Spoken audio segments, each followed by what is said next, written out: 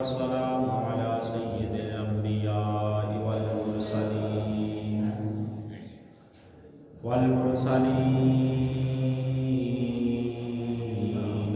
خاتم النبيين رابط العاشقين مراد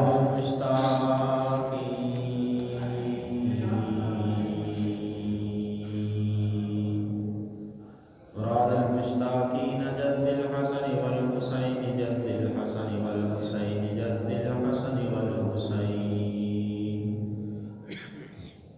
وعلى آله وأصحابه وذرياته وأهل بيته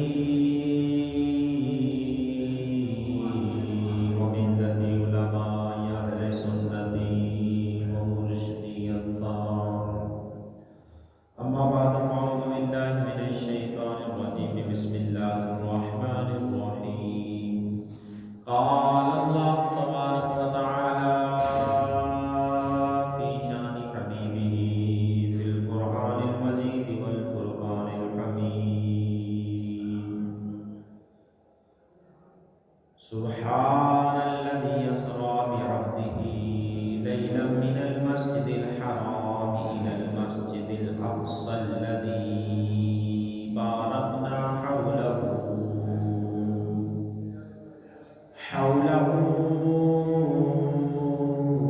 لنريه من آياتنا إنه هو السميع البصير. صدق الله العظيم وصدق رسوله النبي الكريم. قال الله تبارك وتعالى في شأن حبيبه في القرآن المجيد والفرقان الحميد. إن الله وملائكته يصلون على النبي يا أيها الذين آمنوا صلوا عليه وسلموا تسليما. الصلاة والسلام عليك يا سيدي يا رسول الله وعلى آلك وصحابك يا سيدي يا حبيب الله. الصلاة والسلام عليك يا سيدي يا نبي الله وعلى آلك وصحابك يا سيدي يا سيدي يا سيدي يا نور الله.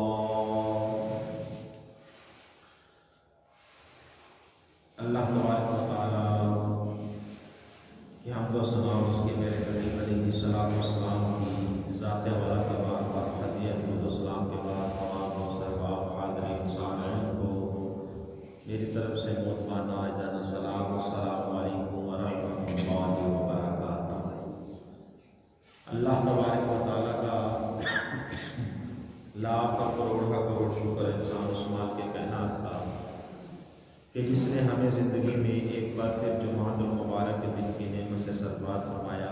اور یہ جمعہ رجب المرجب کا شاید آخری جمعہ ہو یا اس کے بعد ایک جمعہ جو ہے وہ اور رجب المرجب میں آئے گا. پھر اس کے بعد شعبان المعظم کا مہینہ اور پھر رمضان کا مہینہ تشریف لے آئے گا. الحمدللہ اللہ کا کرم ہے کہ ہم مسلمان ہیں اور مسلمانوں کی زندگی میں جب یہ مہینے تشریف لاتے ہیں تو مسلمان جو ہیں وہ اللہ کا شکر ادا کرتے ہیں اور ان مہینوں میں خوب اللہ کی عبادت کرتے ہیں. بہرحال آج 23 رجب المرجب ہے اور جمعۃ المبارک کا دن ہے. 27 رجب المرجب کو سب کو پتہ ہے کہ کیا ہوا اور اللہ تبارک و تعالیٰ نے اپنے محبوب علیہ السلام کو کیا معجزہ عطا فرمایا. اللہ تبارک و تعالیٰ نے 27 رجب کی رات جو ہے وہ اپنے محبوب علیہ السلام کو اپنے پاس بلا کر معراج کروائی، اپنا دیدار عطا فرمایا محبوب علیہ السلام کی معراج کے ساتھ ساتھ اللہ نے کئی اور چیزوں کو، کئی اور مخلوقات کو بھی معراج کروائی، مگر اللہ تعالیٰ کے محبوب علیہ السلام کی معراج کچھ اور ہے، اور باقی جو مخلوقات نے معراج کی وہ معراج کچھ اور ہے۔ آپ علیہ السلام مسجد حرام سے مسجد اقصیٰ تک گئے۔ مسجد اقصیٰ کے اندر جو ہے وہ انبیاء کرام کی امامت فرمائی، تو مسجد اقصیٰ کے اندر نبی کریم علیہ السلام نے امامت کروائی، اور انبیاء کرام نے آپ کی پیچھے نماز پڑھی، آپ کی ابتدا کی، آپ کی زیارت کی۔ آپ علیہ السلام کے پیچھے انبیاء کرام کی نماز پڑھنا یہ انبیاء کرام کی معراج تھی، اور پہلے آسمان، دوسرے آسمان، تیسرے آسمان، چوتھے، پانچویں، چھٹے، ساتویں آسمان پر لوگوں نے، انبیاء کرام نے اور ملائکہ نے نبی کریم علیہ السلام کی زیارت کی۔ تو یہ نبی کریم علیہ السلام کے لیے سیر تھی، اور ان کے لیے، ملائکہ کے لیے، آسمانوں کے لیے یہ معراج تھی۔ اور نبی کریم علیہ السلام کی معراج کیا تھی؟ وہ معراج تھی اللہ کا دیدار کرنا۔ اللہ کا دیدار یہ نبی کریم علیہ السلام کی معراج تھی۔ بہرحال آج معراج کے موضوع پر کچھ بولنے کی سعادت حاصل کروں گا۔ اللہ تبارک و تعالیٰ پر کی بارگاہ میں دعا ہے کہ مجھے حق سچ بیان کرنے، آپ کو سننے، بیان کر کے سن کر اس پر عمل کرنے کی توفیق عطا فرمائے۔ اللہ تبارک و تعالیٰ نے قرآن مجید فرقان حمید میں ارشاد فرمایا، سبحان الذی اسری، پہلا لفظ فرمایا سبحان۔ اب سبحان کا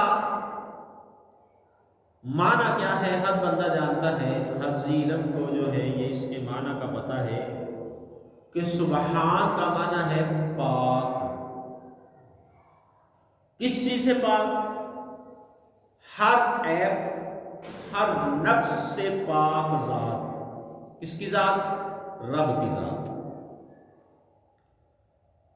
حضرت طلحہ بن عبید اللہ رضی اللہ تعالیٰ عنہ فرماتے ہیں کہ میں نے نبی مکرم نور مجسم شاہ بنی آدم صلی اللہ علیہ وسلم سے سبحان اللہ کی تفسیر کے بارے میں دریافت کیا، تو آپ علیہ السلام نے ارشاد فرمایا، ہر بری چیز سے اللہ تعالی کی پاکی بیان کرنا یہ سبحان کی تفسیر ہے۔ اور اس آیت کے ابتدا کا لفظ جو ہے وہ سبحان ذکر ہوا، اس مناسبت سے سبحان اللہ کہنے کی فضیلت اور یہ تسبیح، اس کی تسبیح کرنا، اللہ کے اسم کی، اللہ کے نام کی تسبیح بیان کرنا، یہ کتنا فائدہ مند ہے اور اس کی فضیلت کیا ہے۔ آئے سنیں، حضرت ابو ہریرہ رضی اللہ تعالیٰ عنہ سے روایت ہے کہ رسول کریم علیہ السلام نے ارشاد فرمایا، جس نے ایک دن میں 100 مرتبہ یہ کہا، کیا کہا؟ سبحان اللہ وبحمدہ، سبحان اللہ وبحمدہ، فرمایا جس نے ایک دن میں 100 مرتبہ یہ پڑھا، اللہ تبارک و تعالیٰ اس کے گناہوں کو مٹا دے گا۔ اور کتنے گناہوں کو مٹائے گا؟ فرمایا اگرچہ سمندر کی جھاگ کے برابر اس کے گناہ ہو، اللہ تبارک و تعالیٰ پھر بھی اس کے گناہوں کو معاف فرما دے گا۔ حضرت جابر رضی اللہ تعالیٰ سے روایت ہے کہ نبی کریم رؤوف رحیم علیہ السلام نے ارشاد فرمایا، جس نے یہ پڑھا سبحان اللہ العظیم و بحمدہ، جو شخص یہ کہے گا، جس نے یہ کہا، تو اس کے لیے جنت میں ایک درخت لگا دیا جائے گا۔ سبحان اللہ العظیم سبحان اللہ و بحمدہ۔ یا سوچے کہ جس کے نام کے جنت میں درخت ہوں گے، اللہ تعالیٰ اس کو جہنم میں بھیجے گا؟ نہیں، کیونکہ اللہ تعالیٰ کسی کا حق نہیں مانتا۔ جس کا جو حق ہوتا ہے اللہ تبارک و تعالیٰ اس کا حق اس کو ضرور عطا فرماتا ہے۔ تو جس کا حق جنت میں ہوگا، اللہ تعالیٰ اس کو جنت ضرور عطا فرمائے گا، اگرچہ اس کے گناہوں کے سبب اس کو جہنم میں سزا ہو۔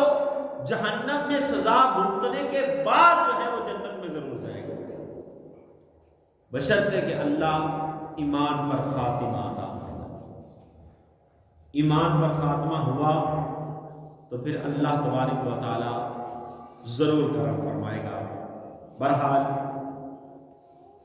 موضوع جو ہے وہ کچھ اور ہے۔ اللہ تبارک و تعالیٰ نے فرمایا سبحان الذی اسری بعبدہ،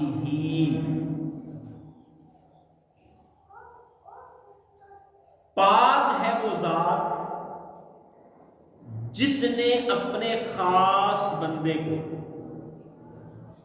سیر کروائی، خاص بندے کو۔ اب وہ بندہ کون ہے؟ وہ نبی علیہ السلام ہے۔ اب سیر کروائی رب نے اپنے نبی کو۔ اب اللہ نے اس آیت کے اندر یہ نہیں فرمایا کہ سبحان الذی اسری بنبیہ، نبی ذکر نہیں کیا، بعبدہ ذکر کیا ہے۔ اس کی وجہ، حکمت، بعبدہ کیوں ذکر کیا، بندہ کیوں ذکر کیا، نبی کیوں نہیں ذکر کیا؟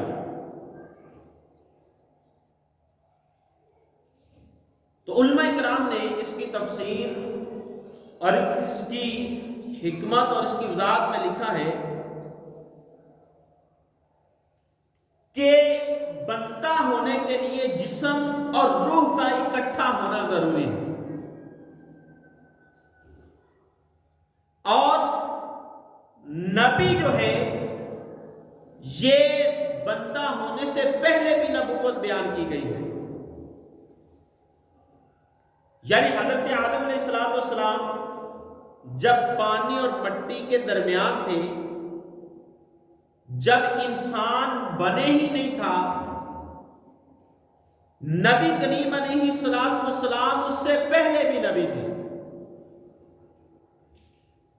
جب آدم بنا ہی نہیں تھا، انسان بنا ہی نہیں تھا، بشر بنا ہی نہیں تھا، تو نبی کریم علیہ السلام کو نبوت تو اس سے پہلے کی ملی ہوئی۔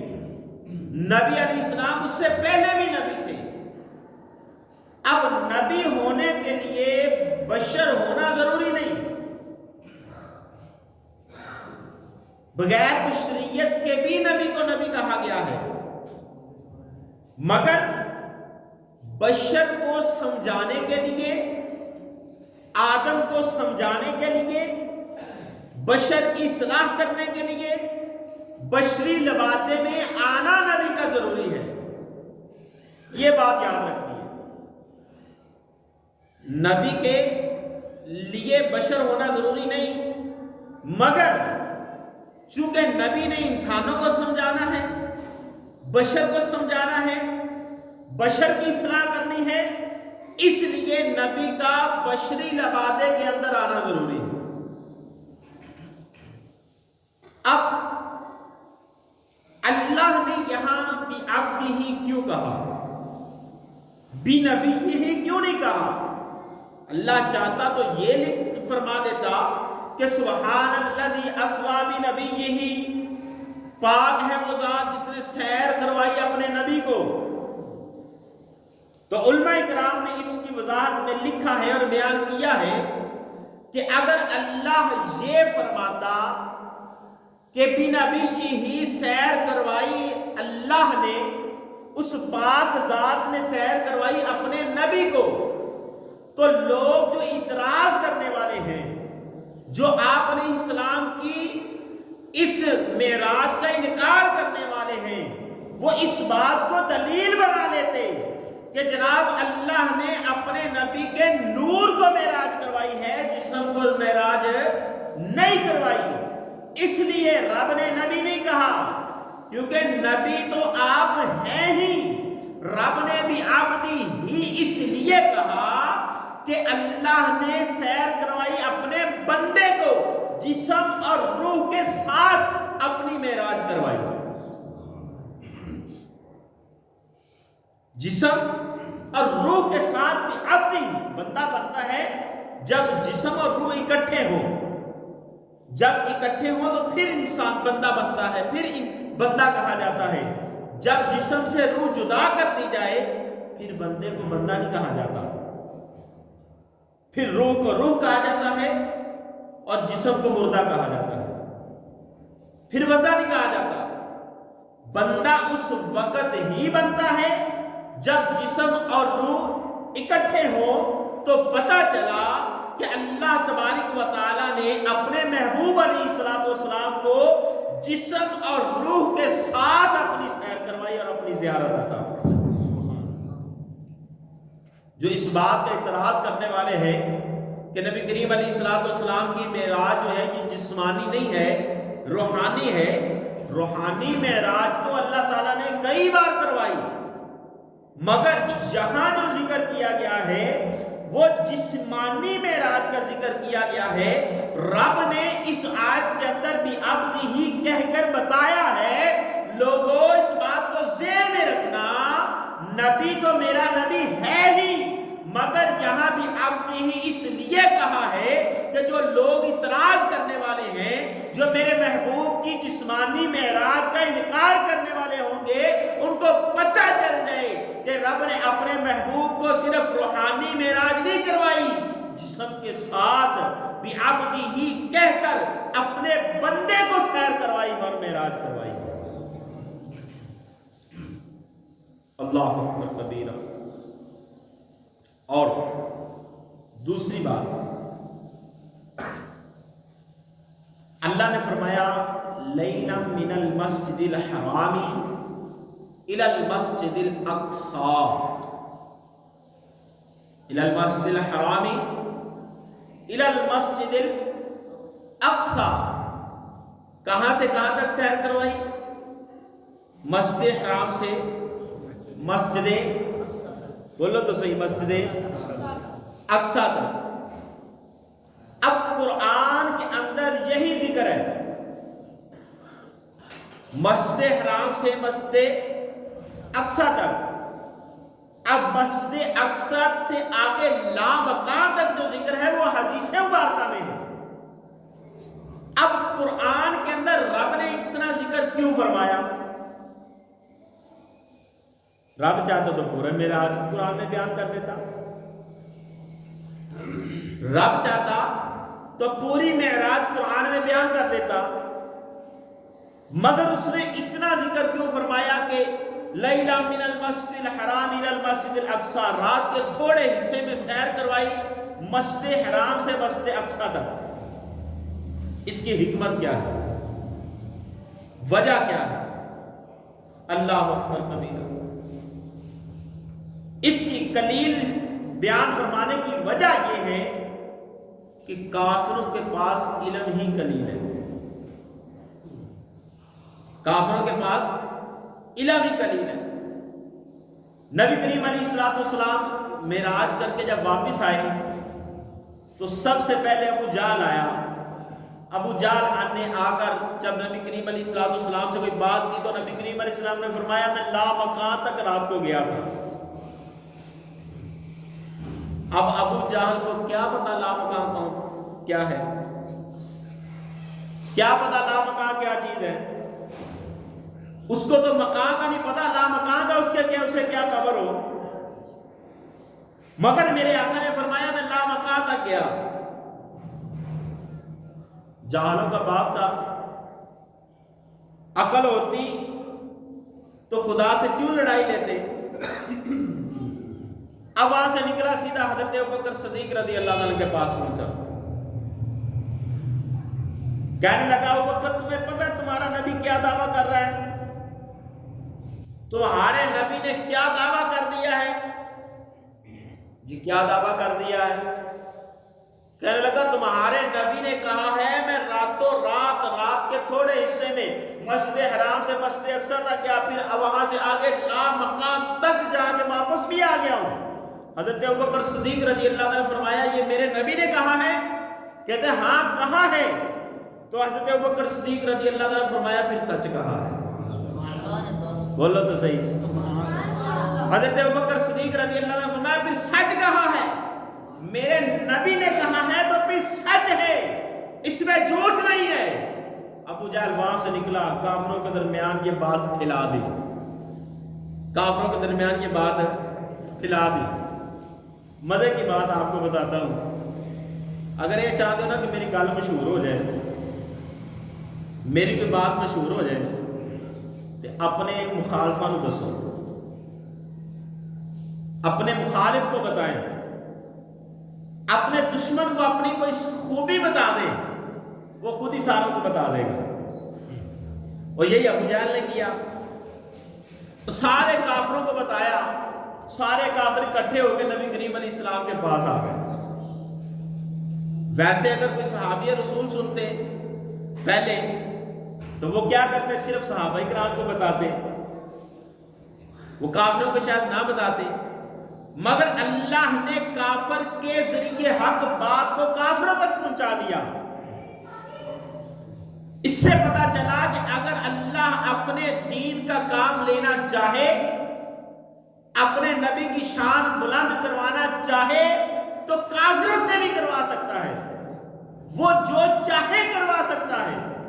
کافر سارے جمع ہو گئے، نبی کریم علیہ السلام کے پاس آ گئے، آ کر کہنے لگے کہ یا محمد صلی اللہ علیہ وآلہ وسلم، آپ دعویٰ کرتے ہیں کہ آپ مسجد حرام سے مسجد اقصی تک گئے ہیں، رات کو مسجد اقصی کی آپ نے سیر کی ہے؟ نبی کریم علیہ السلام نے فرمایا ہاں بالکل میں نے سیر کی ہے۔ اب میں آپ کو جس بات کی طرف لے جانا چاہتا ہوں وہ بات یہ ہے کہ رب نے مسجد حرام اور مسجد اقصی تک کا ذکر یہاں کیوں کیا؟ یہ یاد رکھنا کہ اللہ نے مسجد حرام سے مسجد اقصی تک کا ذکر صرف قرآن میں کیوں کیا؟ اب کافروں نے سوال کیا، چونکہ وہ کافروں نے مسجد اقصی دیکھی ہوئی تھی، ان کے پاس علم ہی صرف مسجد اقصی تک تھا، ان کو پتہ ہی صرف مسجد اقصی تک تھا۔ ایک کھڑا ہوا، جی بتائیں جی مسجد اقصی کے اندر جو ہے وہ پلر کتنے ہیں؟ نبی کریم علیہ السلام نے فرمایا کہ اتنے پلر ہیں۔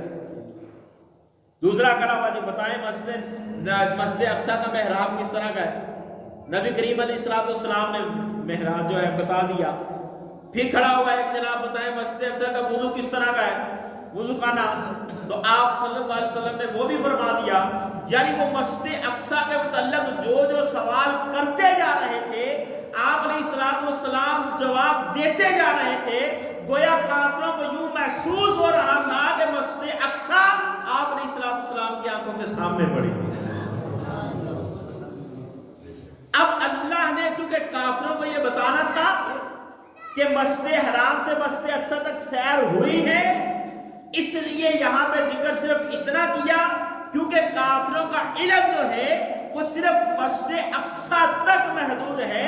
مسجد اقصی سے رب کے آگے کیا کیا خزانے ہیں، کیا کیا رب کی قدرت ہے، ان کو پتہ ہی نہیں ہے، اس لیے میرے رب نے آگے بتایا ہی نہیں۔ اس سے آگے کیا ہے خدا جانے یا مصطفیٰ جانے۔ اس لیے رب نے یہاں پر اتنا فرمایا کہ من المسجد الحرام الی المسجد الاقصی۔ اب مسجد حرام سے مسجد اقصی تک جو ہے وہ نبی کریم علیہ السلام کو رب نے سیر کروائی۔ کتنے حصے میں سیر کروائی؟ اب مسجد حرام سے مسجد اقصی تک کا جو سفر ہے نا، وہ 30 دن کا سفر بنتا ہے۔ گھوڑے پہ اونٹ پہ جو سفر بنتا ہے یہ 30 دن کا سفر بنتا ہے۔ اب اللہ فرماتا ہے لیلا من المسجد الحرامی، رات کے تھوڑے سے حصے میں مسجد حرام سے مسجد اقصی تک جو ہے وہ سیر کروائی۔ اب وہ تھوڑا حصہ کتنا تھا؟ وہ تھوڑا حصہ کتنا تھا؟ نبی کریم علیہ السلام ارشاد فرماتے ہیں کہ معراج کی رات جب میں واپس آیا، جنت کی سیر کی، ساتوں آسمانوں کی سیر کی، مسجد حرام سے مسجد اقصی تک سیر کی، اللہ سے ملاقات کی، اللہ سے ہم کلام ہوئے۔ اب اللہ سے ہم کلام ہونے کے بعد جو ہے واپس آیا تو جو دروازہ میں لگا کے کنڈی لگا کے گیا تھا وہ کنڈی ابھی اسی طرح ہل رہی ہے۔ جس پانی سے وضو کیا تھا وہ پانی ابھی اسی طرح بہ رہا تھا، وہ پانی اسی طرح جاری تھا۔ اتنے سے وقت میں رب نے اپنے محبوب کو جو ہے وہ ساری سیریں کروا دی۔ اور یہ بات ہر انسان کو سمجھ نہیں آتی، ہر انسان یہ بات نہیں سمجھ سکتا۔ یہ بات کس کو سمجھ آتی ہے؟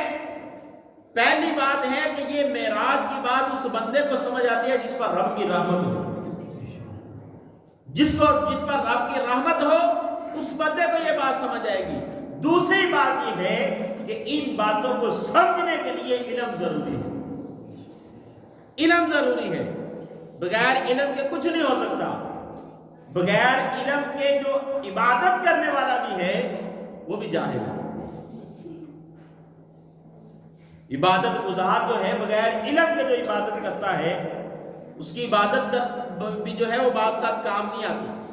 کیسے کہ ایک مرتبہ شیطان جو ہے، ایک شیطان نے ایک بچے کو مدرسے کے طالب علم کو جو ہے نا وہ مدرسے سے بھگا دیا۔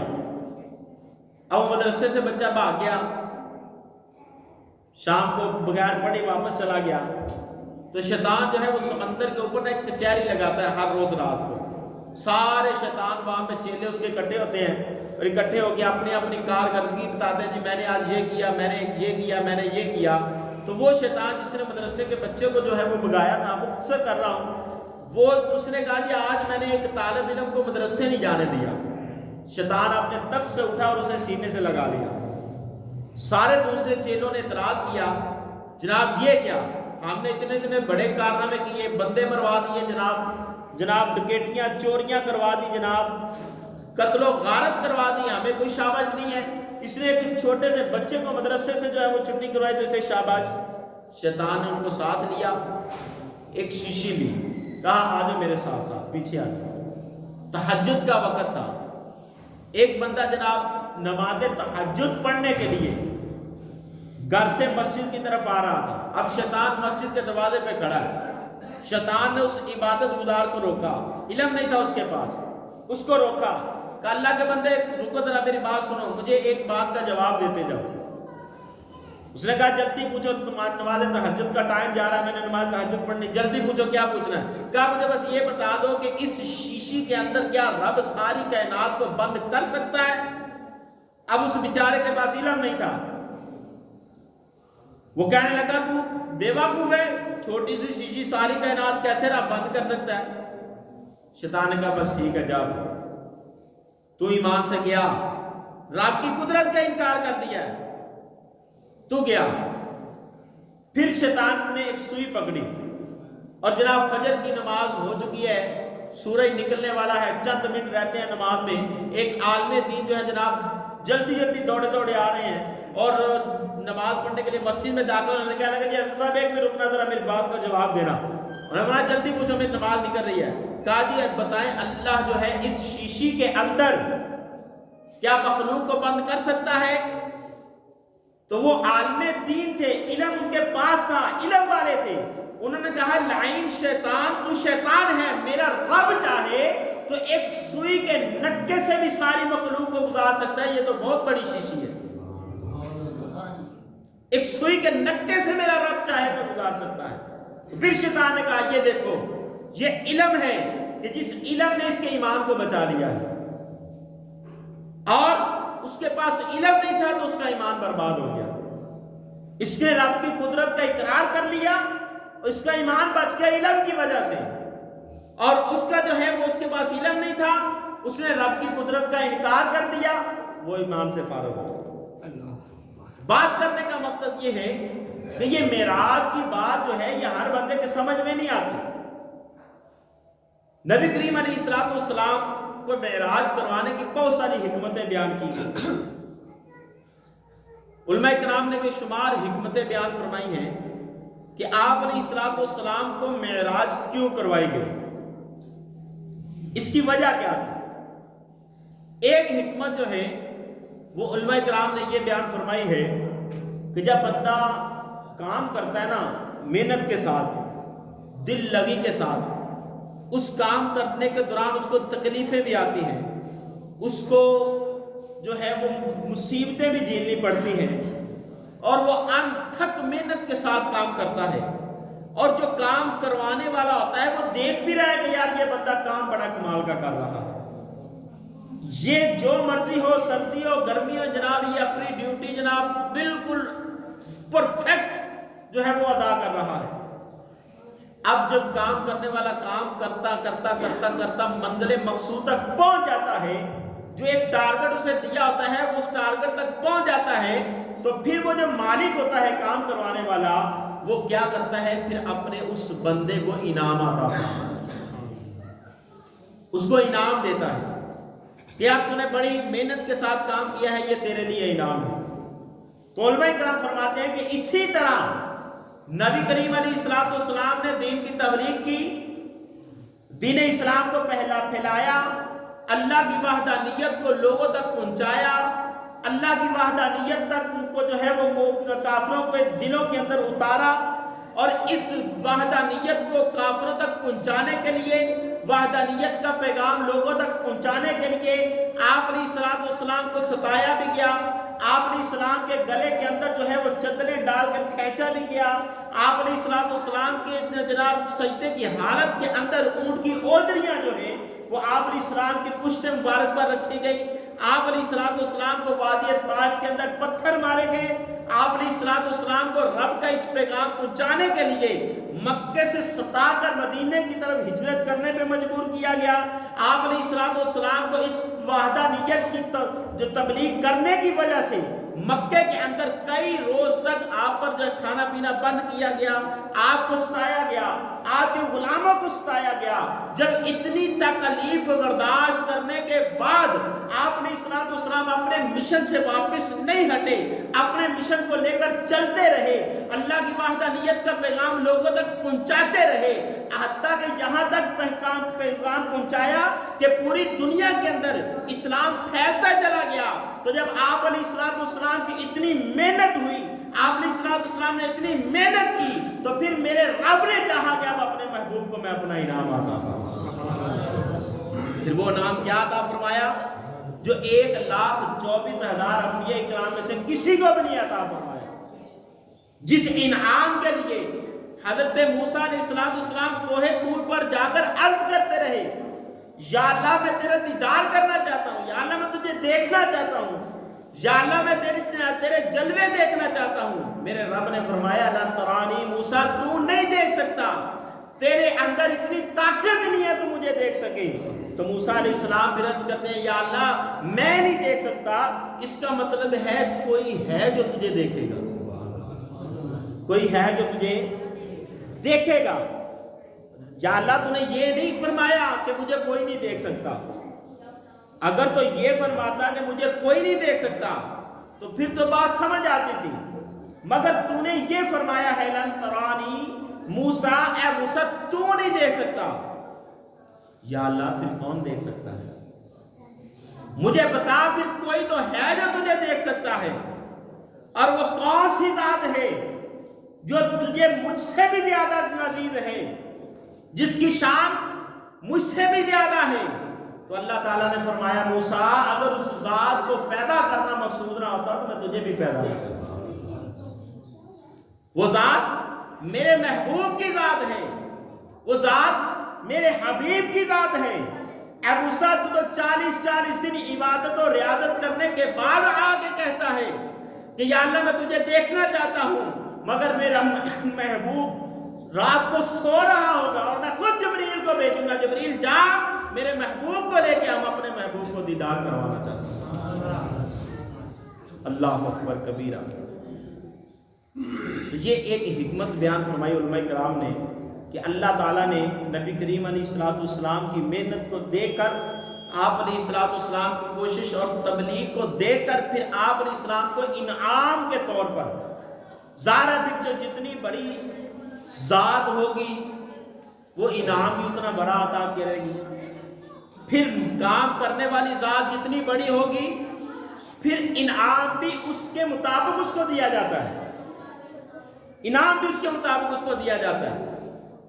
آپ مثلا فیکٹری کے اندر ایک عام مزدور اگر کام کرتا ہے تو اس کو انعام جو ملے گا وہ عام مزدوروں کی طرح ملے گا۔ جو فور مین ہے یا سپروائزر ہے جو فیکٹری کے اندر، وہ جو کام کرے گا تو پھر اس کو اس کی حیثیت کے مطابق، اس کی سیٹ کے مطابق جو ہے اس کو انعام دیا جائے گا۔ تو لہذا امام الانبیاء جو ہے وہ تمام مخلوق کے اندر سب سے افضل ہے، سب سے اعلیٰ ہے، آپ کا کام سب سے اعلیٰ ہے، اس لیے اللہ تبارک و تعالیٰ نے آپ کو انعام بھی سب سے اعلیٰ عطا فرمایا۔ وہ انعام کیا ہے؟ آقا علیہ السلام کو اپنا دیدار عطا فرمایا۔ معراج النبی صلی اللہ علیہ وسلم جو ہے آج 23 تاریخ رجب کی، اور پیر شریف کی رات جو ہے یہ معراج النبی شریف کی رات ہوگی۔ اس رات کو انشاءاللہ ہماری مسجد میں الحمدللہ ہر سال جو ہے وہ معراج شریف کی رات جو ہے وہ عبادت کی جاتی ہے، محفلیں معراج النبی بھی ہوتی ہیں، ذکر بھی ہوتا ہے، دعا بھی ہوتی ہے، لنگر شریف بھی ہوتا ہے، اور پھر شعبان المعظم کا مہینہ تو 15 شعبان کو بھی یہ سلسلہ ہوتا ہے۔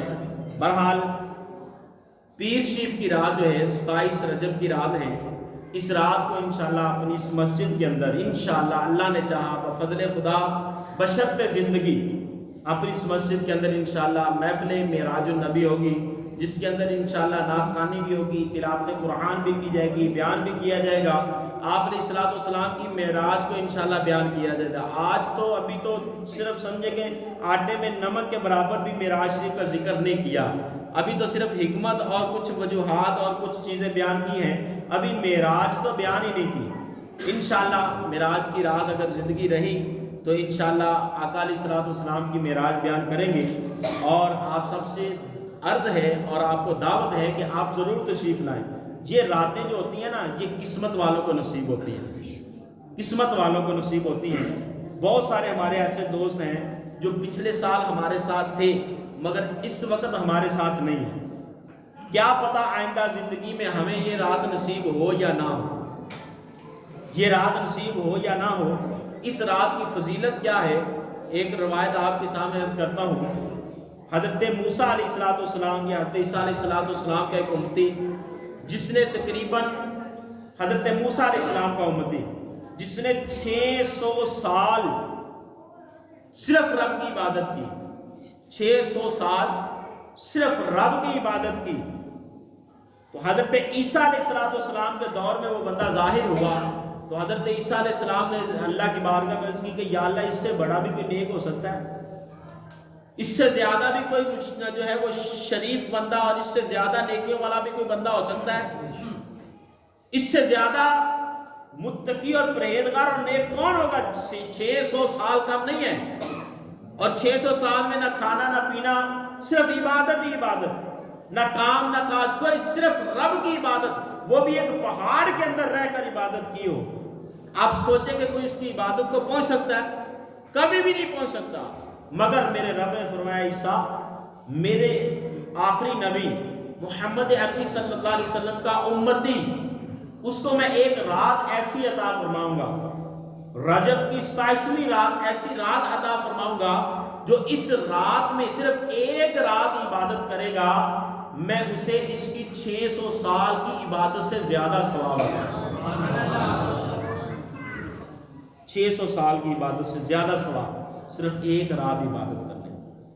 پہلے وقتوں میں، بہت پہلے نہیں، کچھ 10-12 سال پیچھے چلے جائیں تو ہمارے گھروں کے اندر ان راتوں کو گزارنے کا اہتمام ہوتا تھا، محلوں کے اندر اہتمام ہوتا تھا. مگر اب یہ اہتمام نظر نہیں آتا، گھروں کے اندر اہتمام نظر نہیں آتا. پہلے ہماری مائیں بہنیں، ان کو جیسے یہ رات آتی تو ایک شوق پڑ جاتا تھا، محلے کے اندر، علاقے کے اندر ایک لہر دور رہی ہوتی تھی، آج رات جاگنے کی رات ہے جی، آج رات جاگنے کی رات ہے جی، آج رات جاگنے کی رات ہے. اب نہیں محسوس ہوتا، اب تو پتہ ہی نہیں چلتا جی معراج شریف کی رات ہے کہ نہیں ہے. تو لہذا یہ رات جو ہے بڑی برکت والی رات ہے، اس رات کو غفلت میں نہ گزاریں. یہ رات گزر گئی تو سمجھے بہت بڑا نقصان ہے. یوں سمجھ لیں کہ یار ہم لالچی بندے ہیں، انسان ہیں، انسان کے اندر لالچ ہے. یوں سمجھ لیں کہ اس رات جو عبادت سے رہ گیا نا، اس کا 1 کروڑ روپے کا نقصان ہو جانا ہے. تو جس کا 1 کروڑ کا نقصان ہو اس کو نیند آئے گی؟ 1 روپیے کا ہوئے تو نیند نہیں آتی.